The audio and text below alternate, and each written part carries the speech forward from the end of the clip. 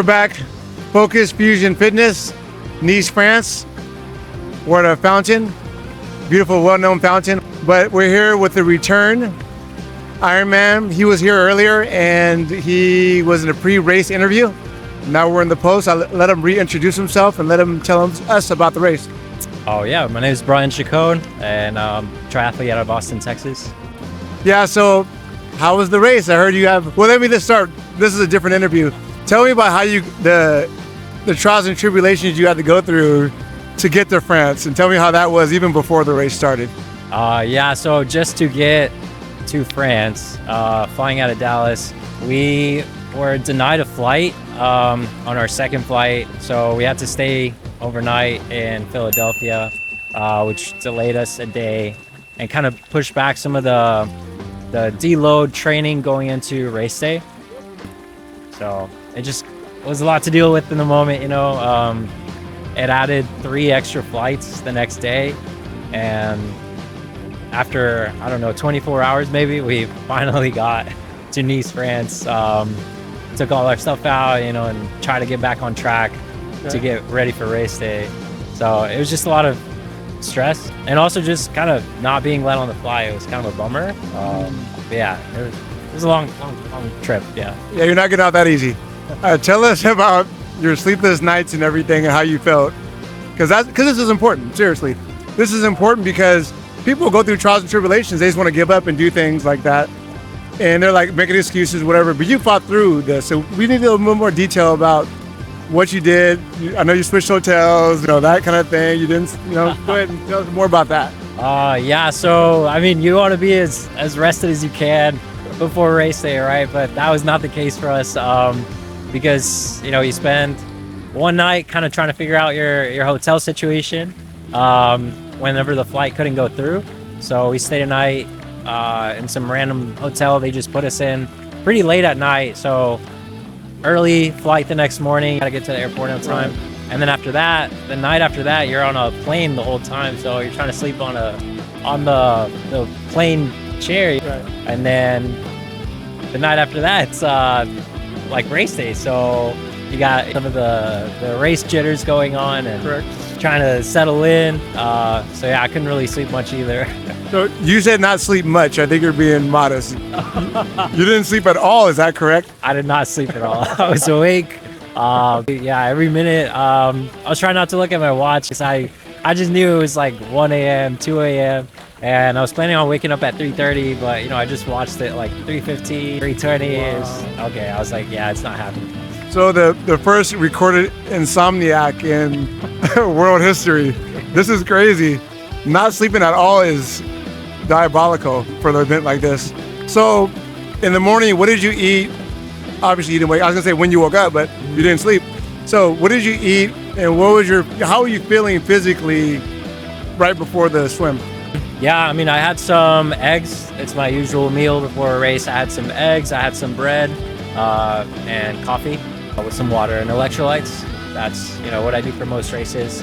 And then I felt a little bit fatigued, but I was sure that I was gonna still go well. I was still feeling ready. Like, you know, I had the training behind me and everything, so yeah, I wasn't too in a bad place mentally. Okay. I wasn't too stressed out, which I'm thankful for, you know, because yeah, like it was a long day, but it was fun. Like on this channel, we do a lot of transparency. So let's talk about the heart rate that you were saying, because you said you weren't feeling. I have the inside scoop. We know a little bit more behind the scenes that Focus Fusion Fitness. So here we go. Tell us about the heart rate and what was really going on. All right. Yeah. So I mean, the swim was great. Like beautiful swim. My heart rate on the bike was steady. You know, it was, I don't know, a few 2-3 hours of straight climbing. So I was able to keep it pretty steady during that. And then once you're kind of the backside of the bike leg, you're going as fast as you can down the mountain, which is not super demanding on your legs, but your heart rate's up because, you know, any little mistake could cost you the race. Once I started the run though, I was pushing maybe like a 7-minute pace for a good 10 miles. And then after that's when I started paying for it, just because my heart rate was peaked. And then I started feeling my chest get, you know, like real heavy. And I was starting to get concerned, it's like, okay, there's been cases, where people like don't, they kind of drop out of the race or just because of their heart rate got out of control. But yeah, I just kind of slowed down a bit. I was feeling the pain in my chest, but I kept it going. I fell into like maybe 8 or 9 minute pace and then just closed it out for the last like 10 miles or so. So there's a lot of accidents and emergency services on deck. So how did you feel about what you saw there? How was your sentiment towards those people, if you saw any that fell and everything? Did your heart bleed for them? Did you want to help them, but you're like, I can't, I'm in a race type of thing? Or what did you see? What was your experience? Yeah, I would say I saw maybe 4 people. And you kind of see a few different things, some people were really wiped out just on the floor, kind of trying to stay still, which I think is very concerning. The course was very demanding, but also very technically demanding, as well, just very challenging. So no, for sure. I have some really good people on the race. I fell on one of my first ones. The guy was like, oh, you need some help, he's going to stop. I'm like, no, dude, just go on, you're in a race, dude, go ahead, I'll be fine. That's good though. So let's fast forward to the run then. So how was the run? I saw you running. You look like pretty strong. We got some good pictures of you running strong. How was that last leg of the race? The last leg is where it all kind of catches up to you, because you stick to your nutrition plan pretty closely, but sometimes like the early leg of the bike where you're really pushing down the watts to get up the mountain, you start trying to regain some of the calories on the run, maybe to try to make up for that if you were behind, but it does catch up to you with your legs feeling fatigued. So yeah, that second leg of the run, the last 2 laps, it was 4 laps total. Those were just kind of survival mode, like the third, right? Or the third and the fourth lap. Yeah, the laps were just brutal, because I mean you could see on the race course, you could see the airport, which is the turning point on the way back of the loop, and it's so far away. So mentally you're just like, I have to get there, and I just push whatever I have left, So it was a mental battle those last 2 laps. No, that makes sense. And then when you finish it, how did that feel when you crossed the finish line? Did you do a pose? I wasn't there. I had to go see my son for a second. But what did you do? Did you do a pose or whatever when you got through the finish line? What was your mindset there, and what did you do? Yeah, so I mean, you're tracking your miles on your watch, right? Like I was seeing like 25 and a half, 26, and I could hear the noise of the crowd. Like it starts to get alive, and some of your emotions start catching up with you. You start thinking about like all the training you did, and you're about to finish, how you're feeling. Yeah, you have like flashbacks, like those like hard days, training. So yeah, you just kind of feel a little bit of the emotions. You hear the crowd, you like feel your body, kind of starting to feel close to the end, and so once you go down, the carpet, and you see all the people, it's like all the cheering going on. You see the big finish line. It's amazing, especially for a world championship. It's so perfect, it's so beautiful. Like, I can imagine. Yeah, I can imagine. That's gorgeous.